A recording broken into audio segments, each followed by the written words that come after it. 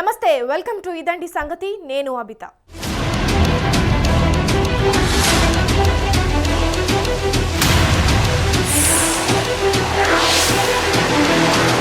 ఆంధ్రప్రదేశ్ రాజకీయాల్లో కృష్ణా, గుంటూరు జిల్లాలు క్రియాశీలకంగా ఉంటాయి. ప్రధాన పార్టీలను నడిపించే నాయకులకు ఇక్కడ గ్రామాలతో, పట్టణాలతో సంబంధ బాంధవ్యాలు ఉంటాయి.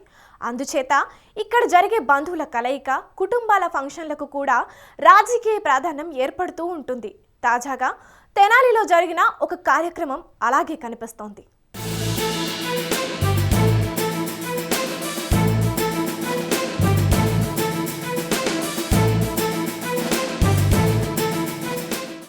తెనాలిలో మాజీ మంత్రి యండ్లపాటి వెంకటరావు సంస్మరణ కార్యక్రమాన్ని బంధుమిత్రుల మధ్య నిర్వహించారు. పరిమిత సంఖ్యలో కుటుంబ సభ్యుల్ని, బంధువుల్ని మాత్రమే ఆహ్వానించారు. ఈ కార్యక్రమానికి బీజేపీ మాజీ మంత్రి Kamineni Srinivas, Janasena political affairs committee chairman Nadendla Manohar హాజరు కావటంతో ప్రాధాన్యం పెరిగింది. చనిపోయేదాకా తెలుగుదేశంలో నిలిచిన యండ్లపాటికి చుట్టుపక్కల గ్రామాల్లో చాలా ఆదరణ ఉంది.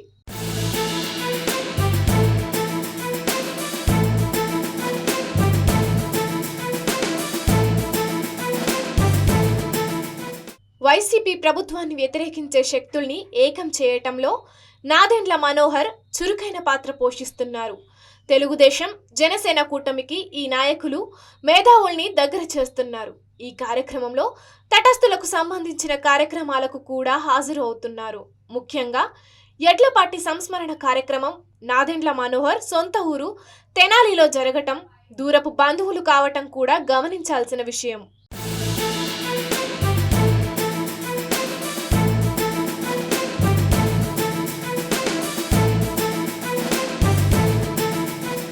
మాజీ మంత్రి కామినేని శ్రీనివాస్ ఇటీవల కాలంలో బీజేపీ కార్యకలాపాలకు కాస్త దూరంగా ఉంటున్నారు.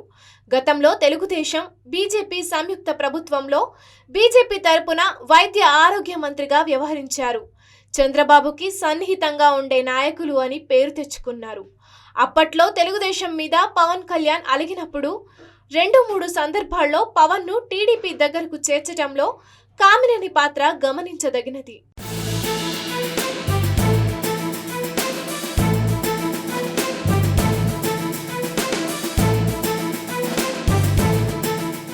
వ్యక్తిగతంగా పవన్ కళ్యాణ్తో సన్నిహిత సంబంధాలు ఉండటం, నాదెండ్ల మనోహర్ దగ్గరకు తీసుకోవటంతో కామినేని రాజకీయ భవిష్యత్తు మీద పుకార్లు వస్తున్నాయి.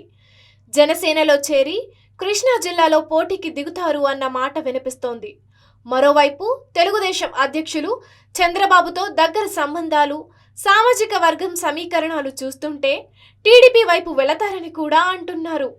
బీజేపీ కూడా ప్రతిపక్ష కూటమితో కలిసినట్లయితే బీజేపీ నుంచే పోటీ చేసి మంత్రివర్గంలోకి వచ్చేస్తారన్న మాట కూడా ఉంది.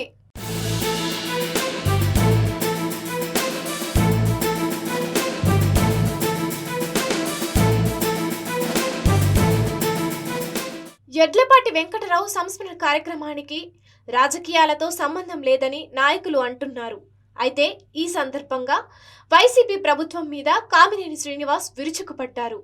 పార్టీలు, పొత్తులు, ఎమ్మెల్యే సీట్లు ఎవరనేది చంద్రబాబు నాయుడు గారు, పవన్ కళ్యాణ్ గారు, బీజేపీ పెద్దలు వాళ్ళు డిసైడ్ చేసుకుంటారు. ఎవరు వచ్చినా ఇక్కడైనా ఎక్కడైనా గెలిపిస్తాం, వాళ్ళు గెలిపించరు. ఇది మనందరం మనకి తెలిసిన వాళ్ళకి, కావాల్సిన వాళ్ళకి, దగ్గర వాళ్ళకి, మన సామాజిక వర్గం వాళ్ళకి, మనం ప్రతి వాళ్ళు రోజుకి 2-3 గంటలు ఫోన్లో ఉన్నారు. ఫోన్లో మాట్లాడే వాళ్ళు అందరికీ జరుగుతున్న అరాజకాన్ని, జరుగుతున్న తప్పుల్ని, ఎందుకంటే ఒకసారి ఈ రోడ్ల మీద తిరిగితే ఎలా ఉంది, లిక్కర్ తాగేవాడు బాధ ఎలా ఉంది, కరెంట్ ఛార్జీలు కట్టేవాడు బాధ ఉంది. 29 రాష్ట్రాల్లో పెట్రోల్ హయ్యెస్ట్ ఆంధ్రప్రదేశ్. ఏం పాపం చేసుకుంది ఆంధ్రప్రదేశ్? దురదృష్టం, ఏదో పాపం చేసుకుంది. లేకపోతే ఇంత సస్యశ్యామలంగా ఉండాలి. ఆ సాధనం ఎక్కడో హైదరాబాద్లో అక్కడ భూముల రేట్లు పెరిగిపోతున్నాయి, ఇక్కడ తరిగిపోయింది. మన పిల్లల భవిష్యత్తు కోసం అందరూ ఆలోచించుకోవాలి. ఆలోచించుకుని ఏం చేస్తే బాగుంటుంది అనేది, దుర్మార్గ పాలన పోగొడతంలో నా పాత్ర ఉందని ఎవరి కాళ్ళు గుండెల మీద చేసుకుని నా డ్యూటీ నేను చేశాను. అది ఏ వయసు, ఏ కులం, ఏ మతం, ఏ ప్రాంతం అయినా సరే అందరి పాత్ర వహిస్తే తప్ప ఇది జరగదు. అందుకని అందులో మీ అందరి పాత్ర ఉండాలని కోరుకుంటున్నాను. అటు Janasena political affairs committee chairman Nadendla Manohar అయితే కొంతకాలంగా ఏపీ అంతటా విస్తారంగా పర్యటనలు చేస్తున్నారు. తటస్థ నాయకుల్ని కలుపుకోవటం, టీడీపీ జనసేన పార్టీలలోకి చేర్పించడం మీద ప్రధానంగా ఫోకస్ చేస్తున్నారు. దీంతో త్వరలోనే మాజీ మంత్రి కామినేని శ్రీనివాస్ రాజకీయ అడుగులు వెలుగులోకి వస్తాయని తెలుస్తోంది.